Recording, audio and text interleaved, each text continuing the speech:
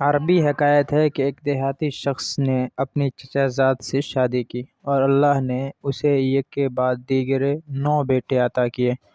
قبیلے میں اس کی شان بلند ہو گئی، کیونکہ اس زمانے میں بیٹے طاقت، عزت اور فخر کی علامت سمجھے جاتے تھے۔ مگر جب 10ویں بار اس کی بیوی نے ایک بیٹی کو جنم دیا تو گویا اس پر بجلی گر گئی۔ بجائے شکر کرنے کے اس کے چہرے پر غصہ اور ناگواری کے آثار پھیل گئے۔ وہ آسمان کی طرف دیکھ کر چیخ اٹھا، یا لیلۃ الاسود، یا لیلۃ الاسود! یعنی ہائے میری سیاہ رات، اے میرے بد نصیب دن! اس نے اپنی بیچاری بیوی سے منہ موڑ لیا اور اس ننھی کلی کو اپنے لیے منحوس سمجھا۔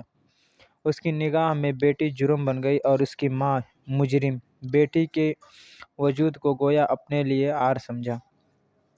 وقت گزرتا گیا، سال گزرتے گئے، بیٹے جوان ہوئے، شادیاں ہوئی، ان کے نئے خیمے آباد ہوئے، اور پھر ایک دن وہ باپ جو کبھی قبیلے کا فخر سمجھا جاتا تھا، اندھا ہو گیا۔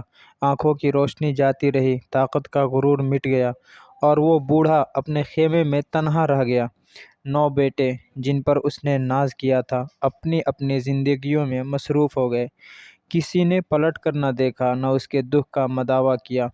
وہ سب جو کبھی اس کی طاقت تھے، اس کی کمزوری بن گئے۔ مگر وہ بیٹی وہیں جسے اس نے سیاہ رات کہا تھا، جب یہ خبر سنی کہ اس کا باپ نابینا ہو گیا ہے، دل تھام کر دوڑ پڑی۔ اس نے نہ شکایت کی، نہ ماضی کو یاد کیا، بس خاموشی سے باپ کے خیمے میں داخل ہوئی۔ اس نے اس بوڑھے کمزور جسم کو نہلایا، خیمہ صاف کیا، کھانا پکایا، پانی رکھا۔ اس کے ہاتھوں کی نرمی، اس کی سانسوں کی خوشبو، اس کی خدمت کا خلوص، سب کچھ اس باپ کے دل میں ایک اجنبی سی راحت پیدا کر گیا۔ کھانا کھلانے کے بعد جب اس نے دوا دینے کے لیے باپ کا ہاتھ تھاما تو اس نے اس کی کلائی کو تھام کر لرزتی آواز میں پوچھا، بتاؤ اے بیٹی، تو کون ہے جس نے میرے اندھیرے میں یہ روشنی بھر دی ہے؟ اس کی آنکھوں سے آنسو بہہ نکلے۔ اس نے روندھی ہوئی آواز میں کہا، میں ہوں تمہاری سیاہ رات۔ یہ سننا تھا کہ اس بوڑھے کی آنکھوں سے بھی آنسو بہہ نکلے۔ وہ زاروں قطار رو پڑا، اس کے دل پر ندامت کے پہاڑ ٹوٹ پڑے۔ اس نے بیٹی کے ہاتھ تھام کر کہا، بیٹی مجھے معاف کر دو۔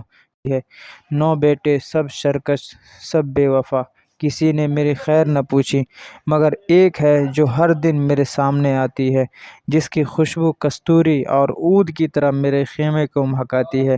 یہ ہے اس دیہاتی باپ کی کہانی، جس نے بیٹی کی قدر دیر سے سمجھی، مگر جب سمجھی تو اپنی دنیا اور اندھی آنکھوں دونوں میں روشنی بھر لی۔